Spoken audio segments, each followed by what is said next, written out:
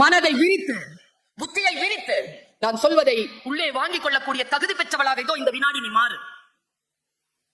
சந்தன மரம் உயர்ந்தது. உயர்ந்த எல்லா விஷயங்களும் முதலில் தீமையால் தான் வசீகரிக்கப்படும். ரொம்ப சூப்பரா ஒரு விஷயம் இருக்கு. நான் நல்லவர்கள் மீது அதை கண் படவே படாது. முதல்ல தீயவர்கள் தான் அதை பார்ப்பார்கள். தீயவர்களிடம் தான் மிக முக்கியமான பொக்கிஷங்கள் அடங்கி இருப்பதாக வரலாறு சொல்கிறது.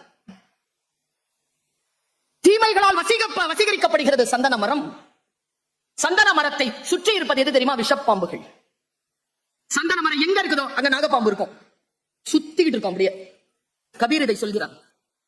விஷப்பாம்புகளால் சுற்றி இருக்கக்கூடிய அந்த சந்தனம் உயர்ந்ததாகவே இருக்கிறது. ஏன் தெரியுமா? இதோ குழந்தைகளே, விதை தூவுகிறேன், மடியில் வாங்கி வைத்துக்கொள். தன்னை நோக்கி வரும் விஷப்பாம்புகளின் விஷத்தினால் சந்தன மரம் பாதிப்படைவதில்லை. அதனால் அது உயர்ந்ததாக இருக்கிறது. உன்னை நோக்கி எவ்வளவு நெகட்டிவ் போர்ஸ் வந்தாலும் அந்த நெகட்டிவ் போர்ஸால நீ பாதிக்கப்படவில்லை என்றால் நீ உழைக்க பிறந்தவள், நீ முன்னேற பிறந்தவள், உன்னுடைய வெற்றியை யாராலும் தடுக்க முடியாது என்று சந்தன மரம் உனக்கு சொல்கிறது. Be stay like a sandal. வராதா துன்பங்கள்? வராதா? ரொம்ப அழகா இருக்கேன்னு வச்சுக்கோங்க, துன்பம் வரும்.